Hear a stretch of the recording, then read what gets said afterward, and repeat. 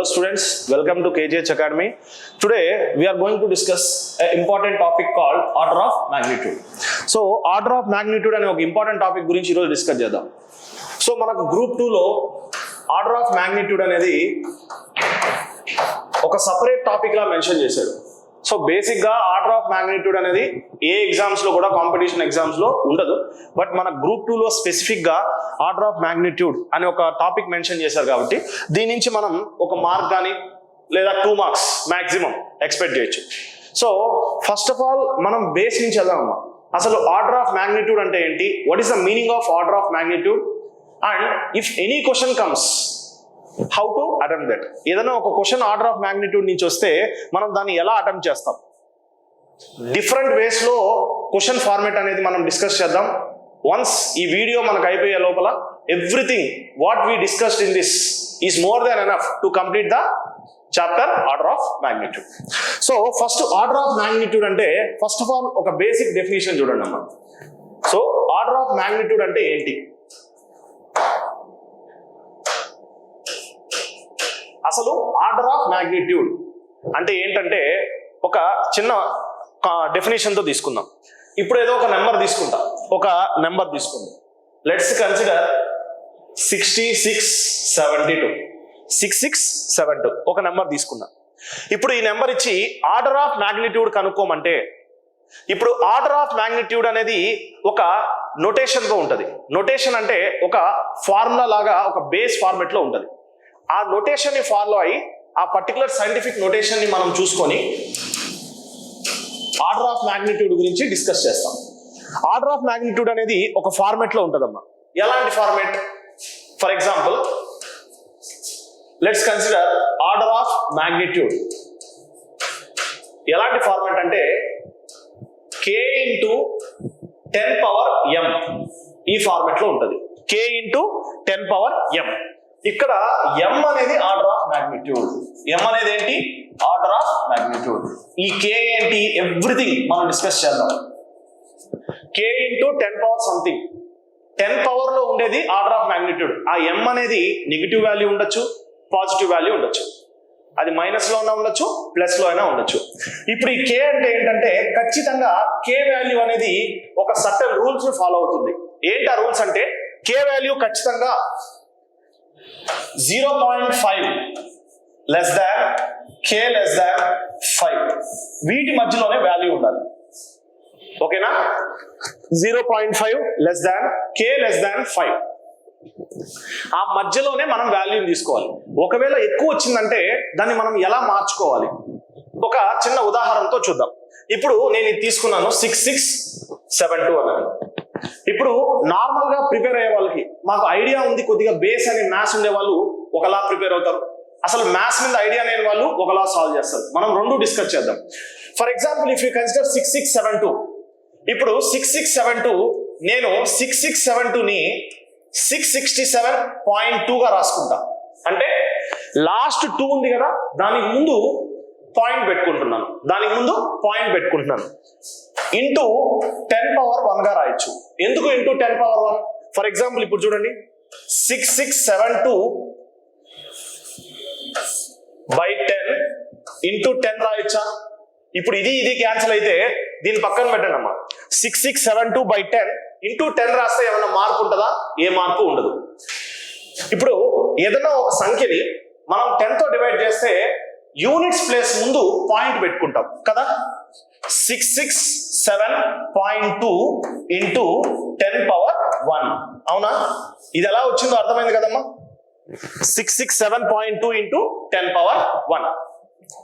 So ఇప్పుడు మీరు observe చేస్తే 667.2 ఇంటూ 10 పవర్ 1 గా రాయొచ్చు, 66.72 ఇంటూ 10 స్క్వేర్ గా రాయొచ్చు. చూడండి అమ్మా, నేను ఎప్పుడైతే నా యొక్క పాయింట్ ని లెఫ్ట్ హ్యాండ్ సైడ్ మూవ్ చేస్తున్నానో, నాకు ప్లస్ వాల్యూ అనేది తీసుకోవాలి. ఎందుకు? లెఫ్ట్ హ్యాండ్ సైడ్ మూవ్ చేసేటప్పుడు 10 పవర్ 1 కాస్త 10 పవర్ 2 గా అయింది, అంటే ప్లస్ 1 గా మారింది. Are you clear? Next 6.672 point అనేది మళ్ళీ లెఫ్ట్ కి మారింది, ఇంటూ 10 క్యూబ్. ఇక్కడ పెరుగుతూ పోతుందమ్మా. ఇక్కడ వచ్చింది కదా 0.6672 ఇంటూ 10⁴. ఓకేనా? నేను ఇలా రాస్తున్నా, మీకు డౌట్ రావాలి. ఇప్పుడు ఇలా రాస్తున్నాను కదా, మీరు ఇంతకు ముందు క్లారిటీగా చూస్తే కే వాల్యూ అనేది 0.55 మధ్యలో ఉంది కదా. అసలు ఆ 0.55 మధ్యలో మనం ఎలా తెప్పించుకుంటాము, దానికోసమే ఈ పాయింట్. ఇప్పుడు చూడండి, ఇక్కడ చూస్తే 5 కన్నా ఎక్కువ ఉంది, ఏది 6 కే వాల్యూ.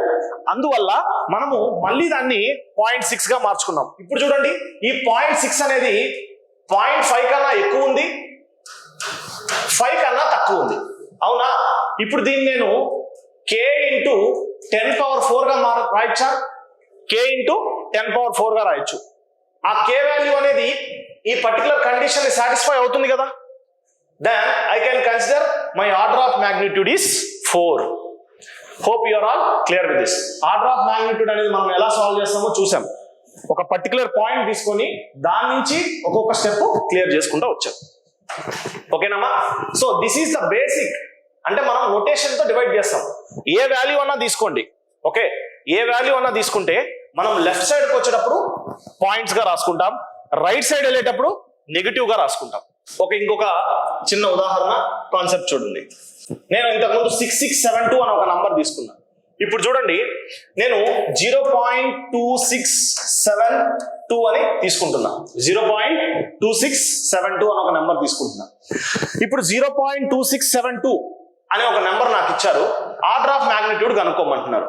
ఓకే, ఇప్పుడు ఈ 0.2672 అనే దానికి ఆర్డర్ ఆఫ్ మ్యాగ్నిట్యూడ్ కనుక్కోవాలంటే నాకు తెలిసింది ఏంటి, ఎప్పుడు కూడా ఆర్డర్ ఆఫ్ మ్యాగ్నిట్యూడ్ కనుక్కునేటప్పుడు ఎటువంటి రూపంలో ఉండాలి, ఏ ఫార్ములా ఉండాలి, k ఇంటూ 10⁻m ఫార్మాట్ లో ఉండాలి. ఆ k వాల్యూ అనేది ఏముండాలి, ఖచ్చితంగా 0.5 నుంచి k5 ఈ ఫార్మాట్ లో ఉండాలి. ఇప్పుడు 0.26 అనేది ఈ ఫార్మాట్ లో ఉందా, లేదు. అంటే 0.5 కన్నా తక్కువగానే ఉంది. దాన్ని మనం 0.5 కన్నా ఎక్కువగా తెప్పించుకోవాలి. ఎలా తెప్పించుకుంటాం, ఇక్కడ 0.2 ఉంది కదా, ఇప్పుడు నన్ను రైట్ హ్యాండ్ సైడ్ మూవ్ అవ్వాలి. పాయింట్ అనేది ఇక్కడికి రైట్ హ్యాండ్ సైడ్ మూవ్ అవుతే 2.672 ఇంటూ, మీకు ఇంతకు ముందే చెప్పానమ్మా, లెఫ్ట్ హ్యాండ్ సైడ్ మూవ్ అయ్యేటప్పుడు మైనస్ అని, సారీ ప్లస్ అని, రైట్ హ్యాండ్ సైడ్ మూవ్ అయ్యేటప్పుడు మైనస్ అని చెప్పాం. ఇప్పుడు 2.672 ఇంటూ 10⁻⁻1. ఇప్పుడు ఈ 2.67 అనేది ఈ వాల్యూ మధ్యలోనే ఉందిగా, 0.5 less than k less than 5. ఆ k వాల్యూ అనేది 2.6 వీటి మధ్యలోనే ఉందిగా, అప్పుడు ఆర్డర్ ఆఫ్ మ్యాగ్నిట్యూడ్ ఈస్ -1 అని అంటాం. డైరెక్ట్ గా వాడు ఇస్తాడు, ఇది ఎలా అన్న అడగచ్చమ్మా.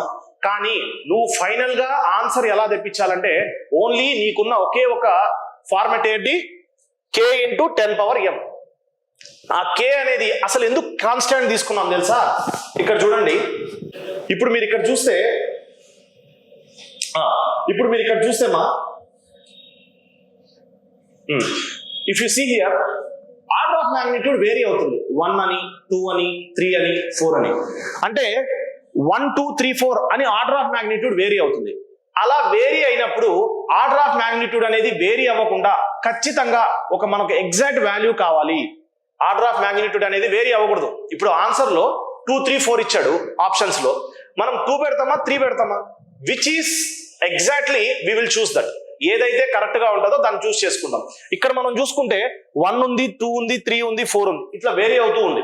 అలా వేరీ అవ్వకుండా ఉంటూ ఖచ్చితంగా ఒక ఎగ్జాక్ట్ వాల్యూ రావాలి. దానికోసమే k వాల్యూ అనేది ఈ లిమిట్ లో తీసుకున్నారు. అర్థమవుతుందా? First of all order of magnitude అంటే ఏంటి, దాని యొక్క సైంటిఫిక్ నోటేషన్ అంటే ఏంటి, దాని తర్వాత k వాల్యూ అనేది దేని మధ్యలో ఉండాలి, ఎందుకు ఆ వాల్యూ తీసుకున్నామంటే ఖచ్చితంగా ఆర్డర్ ఆఫ్ మ్యాగ్నిట్యూడ్ వేరీ అవ్వకూడదు.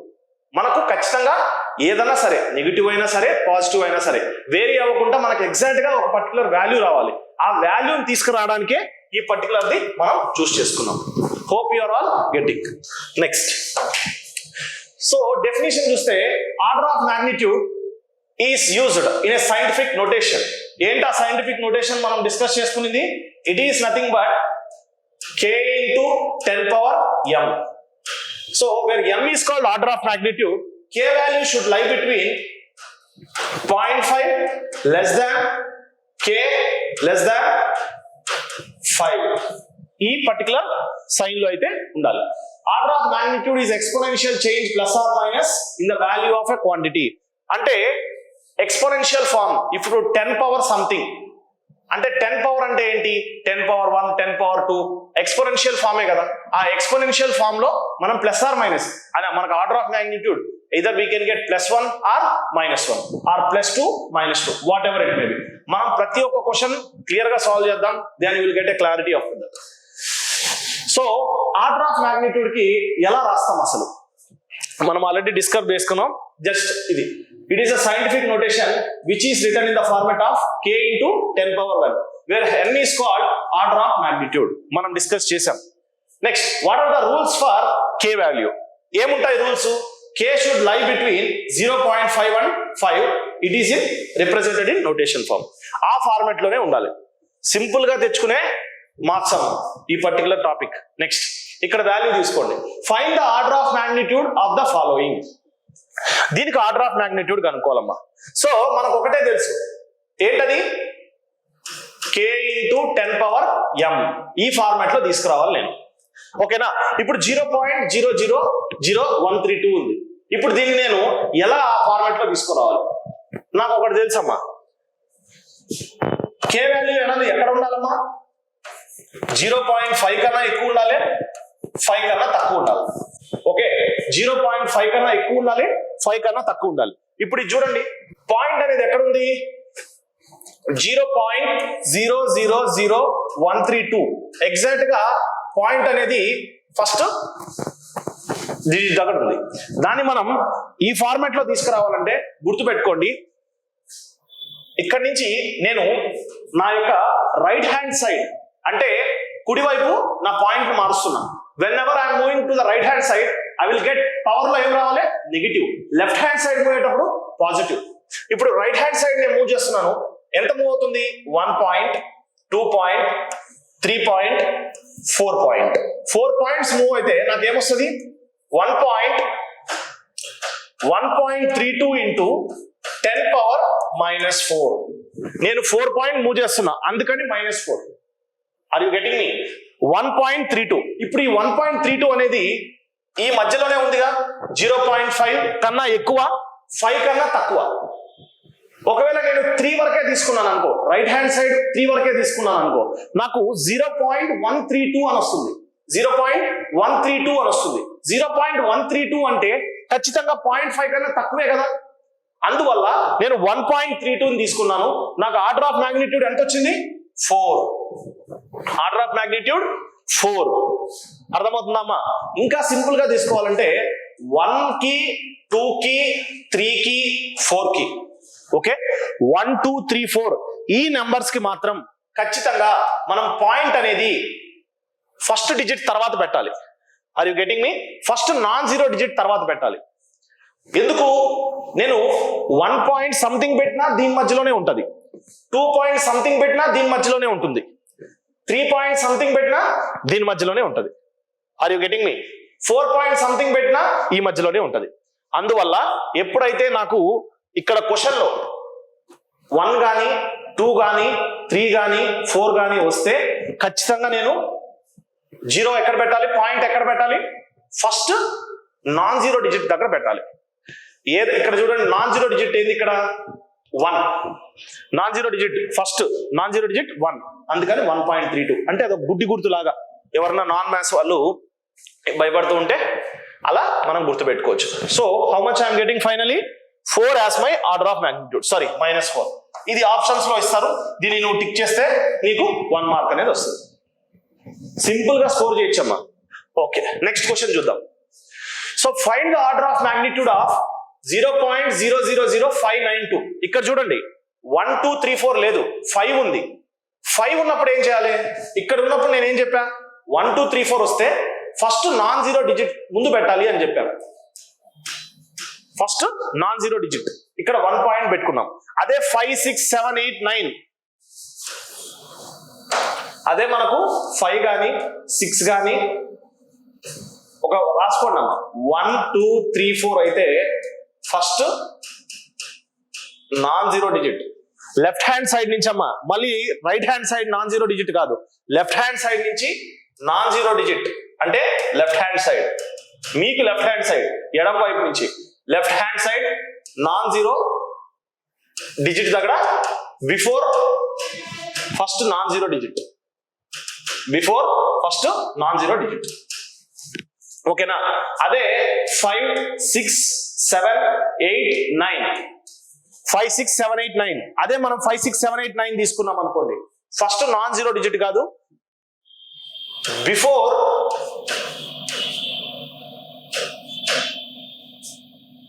So this will be afterwards, sorry ఇది ఆఫ్టర్ అవుతుంది, after first non zero digit, ఇది before first non zero digit. So ఇక్కడ మీకు క్లారిటీ వస్తుంది.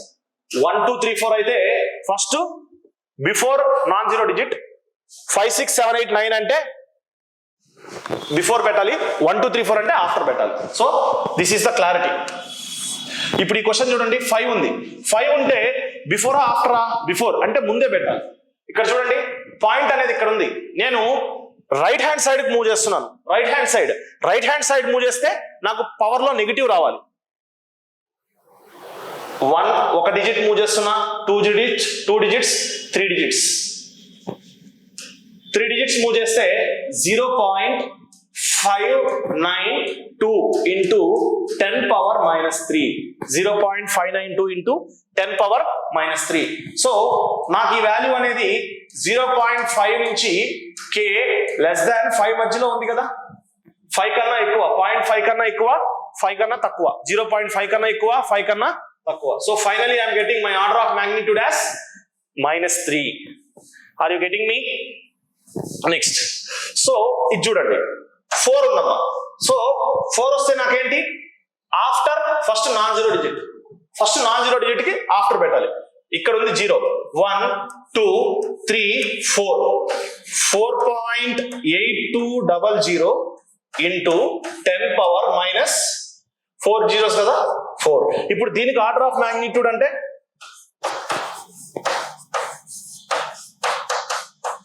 Order of magnitude is -4. Order of magnitude ఏమవుతుందమ్మా దీనికి? -4 అనేది అవుతుంది. Hope you are all getting.